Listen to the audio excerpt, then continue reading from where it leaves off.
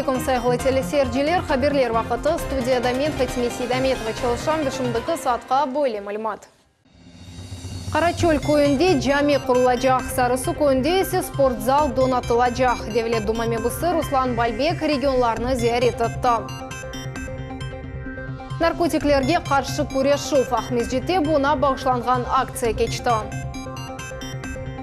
Қырымда Юнар мен Кишаф еті Ахмезжетінің 42-ші санлы мектебінде 90 талибеттан тынау шекілде Юнар медсыраларына қошылды. Продэкспо 2019 серлевалы халқара аша тергісінде Қырым істесалжылары өз мақсуатларыны тағдим еттілер. 15-ші турнын матчларының Қырым футбол бірлігі премьер-лигасының чемпионатының девам етті. Қызылташ еменлікнен ғалип чықты. Бұл ведегер хаберлер ақтабы зым яйнымызда.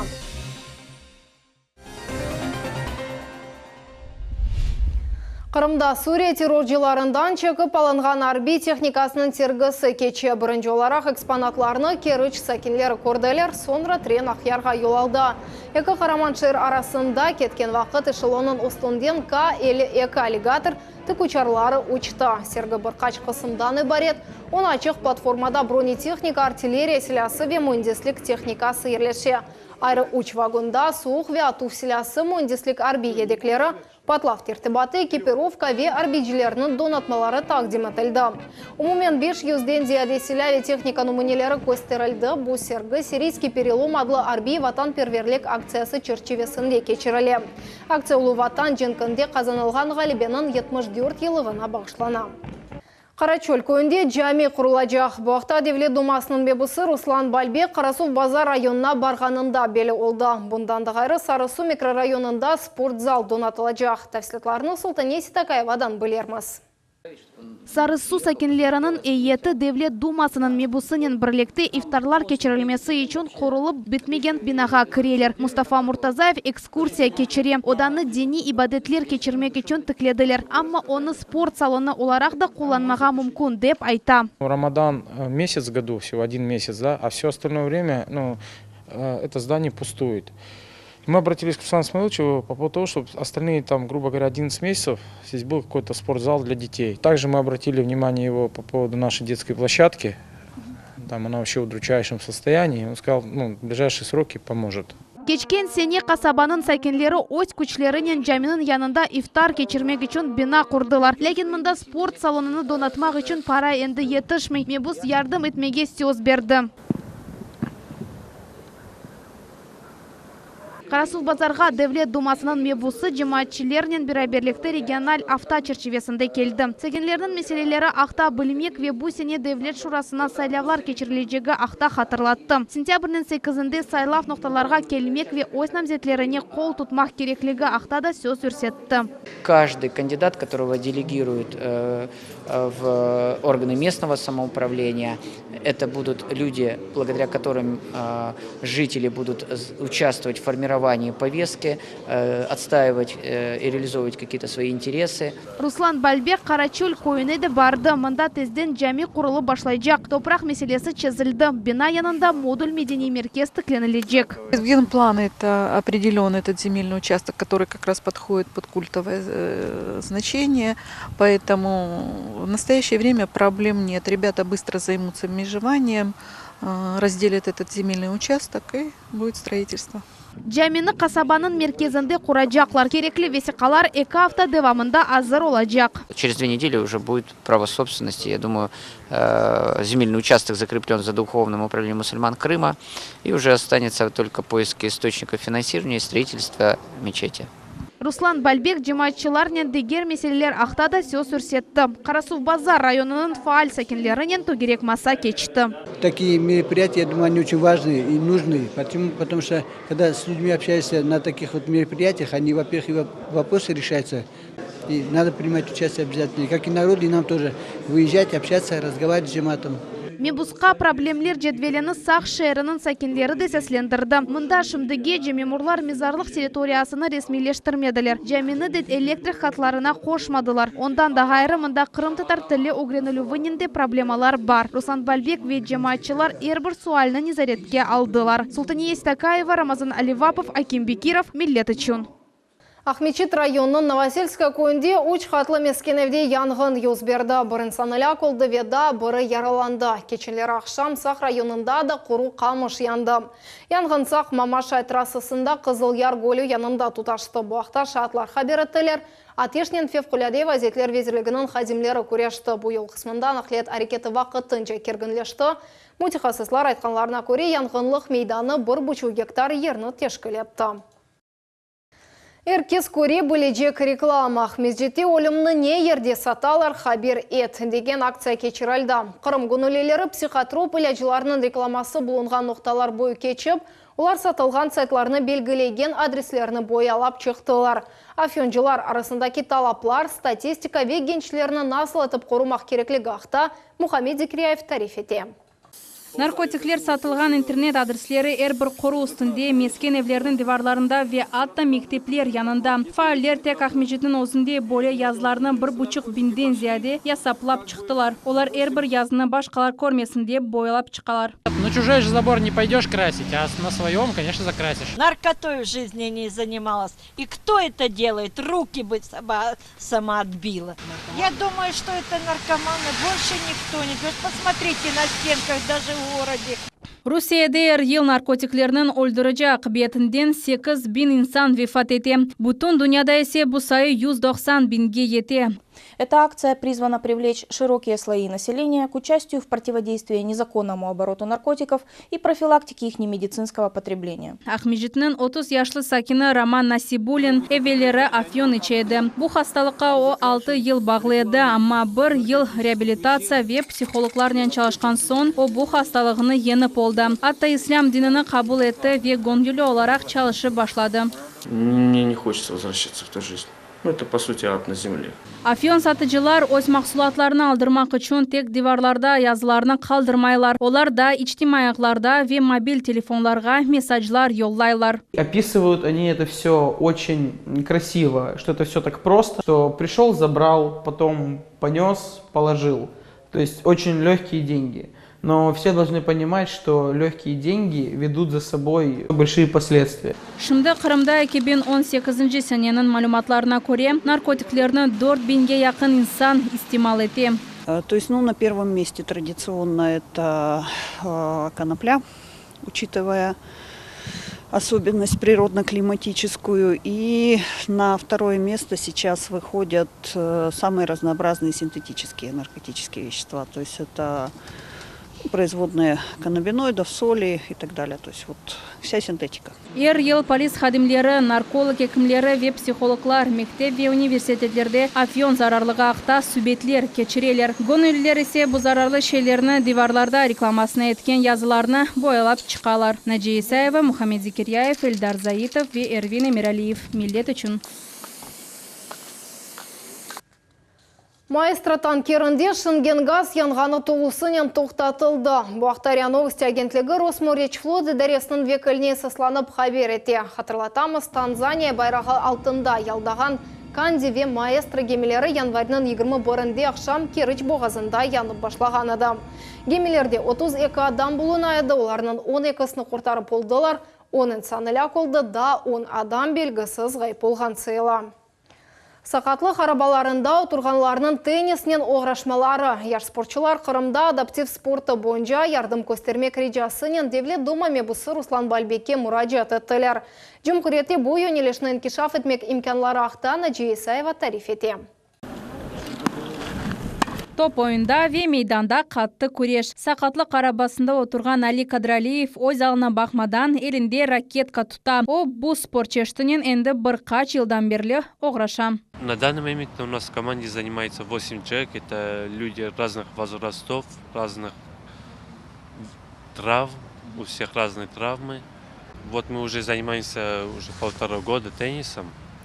Провели 2 больших турнира в рамках спорта без границ. Қырымда әлемнің тақымы теннис бойынша беден имканлары сынырлы олған адамлар үшін эпсі турнирлерде ғалип чықты. Енді халқара мейданда ғалибе қазанылмасы ақта арзу ете. Нас как представителей Крыма, как представителей тенниса на колясках этого вида спорта приглашают на международный чемпионат, который будет проходить в городе Москва. в этом году в октябре месяце. То есть пока мы только можем мечтать об этом, но вот с помощью Руслана Исмаиловича нам пообещал, если будет поддержка такая, то мы, собственно, представим наш Крым в Москве на этом чемпионате. Спортив донатма сатын алуы веда буюк ярышларның тешкіл етілуі. Бу ведегер меселелернен спортчылар Девлет Думамибусы Руслан Бальбеке мураджат еттілер. То, что касается Сурена, это, конечно же, парень с огромной волей и, конечно же, очень жизнерадостный человек. Конечно, будем помогать, поддерживать. Первое – это обеспечение специализированным профессиональным инвентарем для занятия спортом. И, конечно же, поддержка в организации спортивных мероприятий. Топрақ меселелері мескен мулкиет резмелештіруі, спорт мейданларының ерештірілмесі ве яқшы ракеткалар олмағаны проблемасы. Спортчыларының расызлаған меселелер жедвелі буюктыр. Қырымның дегер сакинлері де айны боледір. Олар эпсы ярдым алмақ үшін вақыт Руслан Бальбеке мураджат етмелілер. О сайлавчыларының көрішулеріні ай кечіре. Наджи Исаева, Аким Бекиров, Миллет үшін. Юнармия сирлевалы Бутун Русия ватан первер арекеті күн-күнден артаве бұйықлеше. Ахмезжетнің 42-ні санлы мектебінде 90 талибе тантанау шекілде юнармия сыраларына кірділер. Мерасимде бізі мұқбермасын Вера Блязиз бұлынды.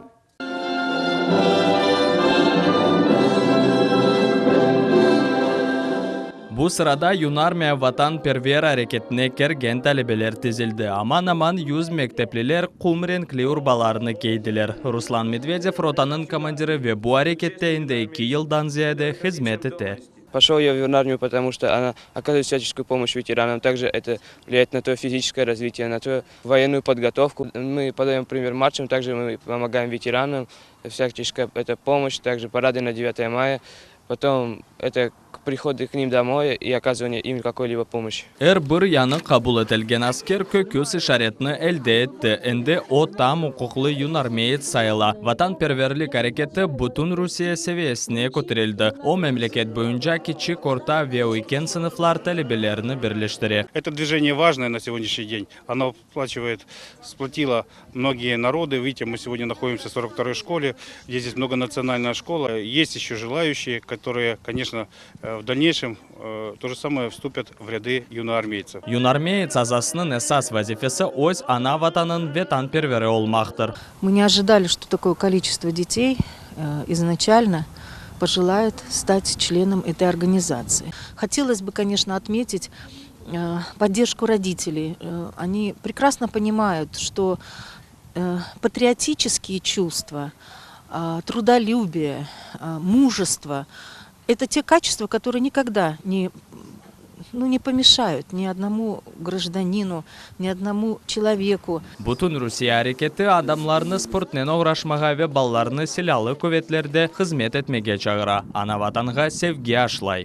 Патриотизм, который будет сейчас воспитываться в молодом поколении, будут давать обязательно свои ростки, которые следующее поколение будут видеть, что, как растет страна, как растет сознание молодых людей, которые, начиная, например, с 2-3 класса, уже будут участвовать в мероприятиях, будут выездные сборы, военные сборы. Bu hareketke 8 yaşını doldurgan bir Rusya gражданы kirebilir. Tek ana babasından razılığının ariza yazılmak gerek. Statistika boyunca vatanperverler sırasına girmeye istegenlerinin sayısı gün-günden arttı. Enver Ablaziz, Dmitry Nizavoy, Millet için. Ахмездетте Белакуна соқағындаки базар абаданлаштырылajaq. Шер мемориаты ерлі сакинлерінің режасына сесленіп, бұл меселіні чезежек. Более қарар шер мемориятының еш группасы тарафындан қабыл етілді. Бұл округ бойынша Ахмездет шер шырасының мебусы Юрий Нестеренканың тешебюсінен объектте чықыш топлашывы кечірілді. Мемориятның ел башчысы Татьяна Свириденко айтқанына көре, бұл ерде чоқтан-чоқ бозулар қайдытылды. Оларының арасында шер территорияларының абаданлаштырылу проблемасы да бар. Бұл себептен анлашмаларını бозып, тижари объектлеріне алып ташланылмасы суалі қойыла. Продэкспо 2019 серлевалы халқара аша тергісінің қырымлы іштиракчылеріне кереклі дәрежеде қымет кестілер. Халқара мехиязылы тетбір черчевесінде ондан зияде қырым мақсулат истисалжысы іштирак етті. Олардан бірі юк малаку адлы тешкелеттір. Бұл мөсесен асыл яшаған ақта бізі мұхбірлеріміз тариф етелер. Иш бір даққаға біле тоқтамай, сүт қабыл етіле, иш бұ ерден башлана. Каждый день мы получаем от 30 и более тонн молока, которые мы доставляем своим транспортом. На этапе приемки молока первым с молоком знакомится наша лаборатория, которая проводит анализы по исследованию качественных показателей молока. Если с молоком все хорошо, молоко выкачивается насосом через охладитель в танке сырого молока. И дальше уже идет распределение на разные виды продуктов. Если появляется розовый цвет, значит кислотность порядок, правильно? Это мы смотрим по 85. У нас есть нормы вот на стенде, которые соответствуют от и до. 85 – это нормальная кислотность нашего продукта. В дальнейшем нормализация молока, тоже по качеству вся та же кислотность, плотность, жирность. И при фасовке готовой продукции от начала до конца все на контроле лаборатории. Bundan son süt paylaştırıla, onun bir kısmı kaymakka kete. Екіншісінде ise йогурт ve қатық yapıla. Mahsulat fermentasiya etülüvge yollanıla, maya koşula ve 10-12 saatten son mahsulat hazır ola. Эркун шеркет 15 тоннаға же махсулат шығара. Дағатув қысымындан махсулат стакан яда пленкаға сығдырыла. Бұндан сон сүт маллары суық ерге йолланыла. Бұ одада аварреті 4 градустан sıcak olmaq керек. Бұ ерде буз долаплары ерлеше. Мында азыр махсулатының неменелері сақланыла. Которые у нас находятся до конца срока реализации. В конце срока реализации мы берем образцы, проводим физико-химические анализы и плюс органолептика, то есть дегустацию проводим. Вот выглядит это примерно вот так. Полноценный готовый продукт. Süt mahsulatlarının 50 çeşidi var. Her şey sırf taze, lezzetli ve faydalı. Bazarda bu şirket yakında peyda olğanını bakmadan onun mahsulatlarını Kırımlılar seviler. Sorablarga göre sütten yapılgan en sevimli mahsulat bu yogurttur. Her gün onu 5 tonnaga kadar, yazda ise 6 tonnaga kadar işlep çıkaralar. Год работы нашего предприятия показал, что у нас фаворитами на рынке являются все-таки йогурты. Питьевые йогурты, которые мы делаем с фруктов и из молока, они все-таки покупатель их оценил, и в Крыму их очень любят, мы их производим больше, чем планировали. Ну и как бы это очень радует, что наши йогурты, они вкусные, полезные, содержат комплекс бифидобактерий, и наш крымский житель оценил качество нашей продукции. Şirket yaş ama neticeleri yüksektir. Yük malako muntazam surette çeşit konkurslarda iştirak ete ve er vakit mükafatlar kazana. Наше молодое предприятие регулярно участвует в конкурсах и всевозможных выставках. Наша самая новая медаль – это медаль в конкурсе «Лучший продукт 2019 года» в рамках выставки «Продэкспо 2019». Это всероссийская продуктовая выставка, самая крупная в Российской Федерации.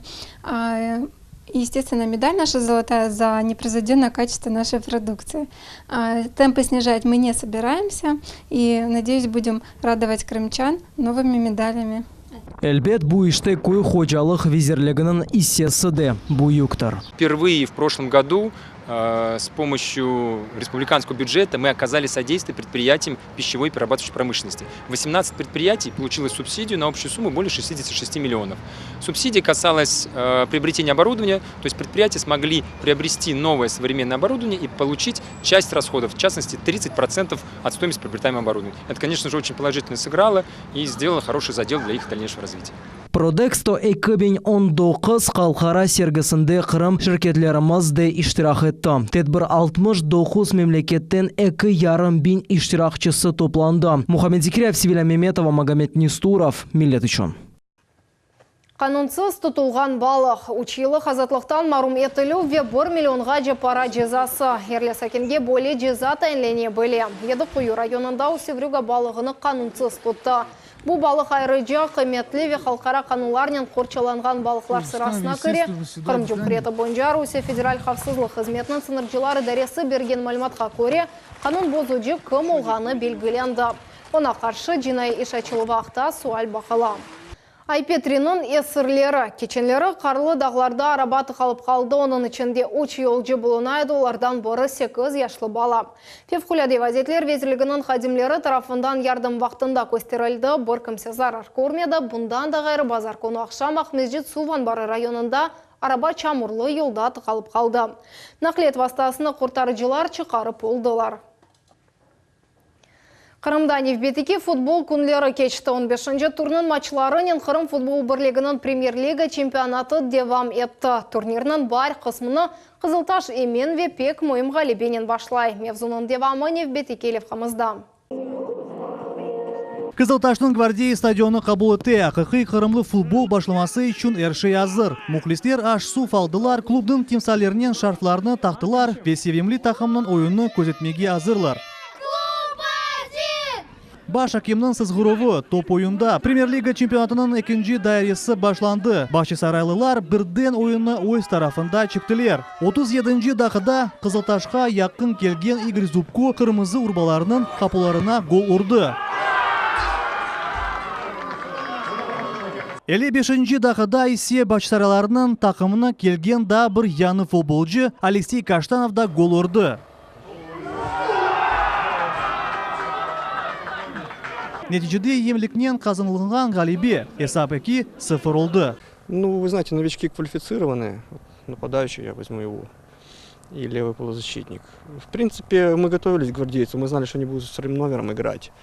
У нас будет больше контроля мяча. Сможем ли мы забить то, что создадим? Это был вопрос. Ну, мы создали и забили. Ну, не все, конечно, но тем не менее, в принципе, задел сделали. Қызылташ Ғалибенің нефеле қазылмады. Қырымда тақымларының класы пек yüksek seviyede. Башсарайлылар чемпионатқа исрарлықнен азырлықлар көрділер. Клубның президенті қайдеткеніне көре бұна девамлы идмалар ярдым етті.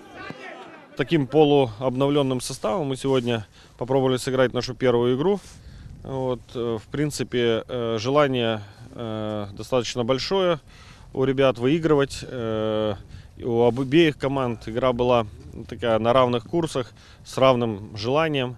Очень много моментов упустили, не забили, но тем не менее Кызылташ сегодня одержал свою заслуженную победу 2-0. Қызылташ экспериментлер япа ойынның чешіт схемалары талил етіле. Әрбір футболчы чешіт вазифелеріне бежіріп бақа. Башарайлыларының мақсады чемпионат нәтижесі бойынша мукафатлар қазымақтыр. Проявили какой-то характер, желание именно в этой игре, да, потому что, говорю, можно тактически научить их там все что угодно, там технически можно научить, да, но выйти на футбольное поле, допустим, ну, тренерский штаб не имеет возможности никакой, они должны сами. И только за счет желания, за счет какого-то своего характера, силы духа какого-то, да, только за счет этих качеств, как бы, ребята показали, что они могут.